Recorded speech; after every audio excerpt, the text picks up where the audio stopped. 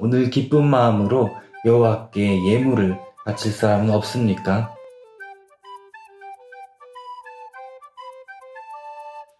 샬롬, 큐티하자입니다. 오늘은 역대상 29장 1절부터 19절까지 말씀을 통해서 기쁜 마음으로 준비한 다윗에 대해서 이야기를 나누어 보고자 합니다. 나는 모든 힘을 다해 하나님의 성전을 짓는 일을 준비했습니다. 금으로 만들 물건을 위해 금을 준비했고, 은으로 만들 물건을 위해 은을 준비했습니다. 구리로 만들 물건을 위해 구리를 준비했으며, 쇠로 만들 물건을 위해 쇠를 준비했습니다. 또 나무로 만들 물건을 위해 나무도 준비했습니다. 바각 끼울 만호와 옥도 준비했고, 색깔 있는 돌과 여러 가지 보석과 대리석도 많이 준비했습니다. 나는 이 모든 것을 성전을 위해 바쳤습니다. 뿐만 아니라 오직 하나님의 성전 짓기를 바라는 마음으로 내가 가지고 있던 은과 금도 바쳤습니다. 곧 오빌의 금 3,000달란트와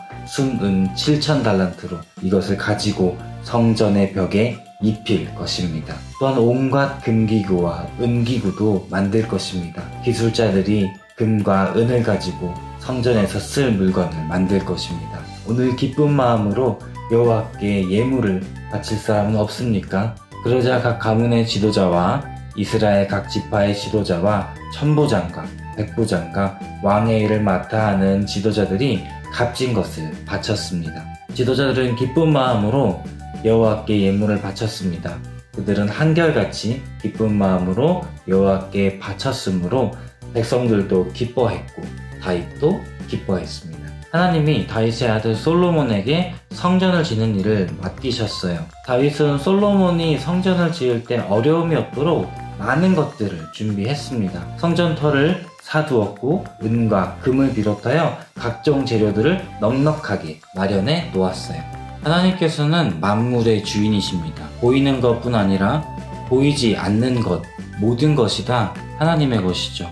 따라서 권력의 주인도 하나님이시니 다윗의 왕위도 다윗의 것이 아닙니다. 다윗은 지금 누리고 있는 부귀와 영화가 다 하나님이 주신 하나님의 소유라고 고백하고 아낌없이 하나님께 드리고 있습니다.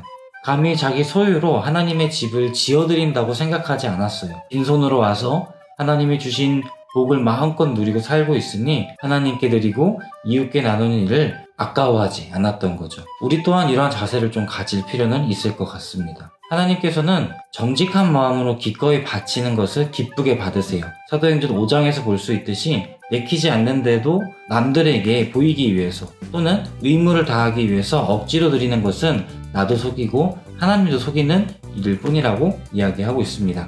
정직한 마음으로 즐거이 드릴 때 하나님도 기뻐하시며 즐거이 받으실 것입니다. 고대 근동의 왕들은 유사시를 대비해서 일정 부분 자신의 재산을 비축해 두었어요. 다윗은 자신의 안전을 위해서 재산을 쌓아둘 수 있었지만 전혀 그렇지 않았습니다. 다윗이 하나님의 일을 위해 나라의 재화들을 모으고 왕의 사유재산도 아낌없이 드리자 백성도 지도자도 즐거이 동참하고 힘을 보탰습니다. 찬란하게 왕조가 시작되고 어마어마한 부와 가장 넓은 영토를 가졌던 다윗은 이 시점에서 자신이 나그네일 뿐이라고 고백하고 있어요. 모든 소유가 하나님의 것인 것을 알고 기쁨으로 나누는 그러한 삶을 살아가는 저와 여러분이 되었으면 좋겠습니다. 그렇다면 우리는 어떻게 기도할 수 있을까요? 하나님, 저의 소유가 하나님의 것임을 알게 해주세요. 하나님, 제가 가지고 있는 것들을 제 이웃과 기쁘게 나눌 수 있도록 도와주세요. 등등의 기도 제목을 나눌 수 있을 것 같아요. 오늘도 함께 묵상해 주셔서 감사합니다. 또 봬요.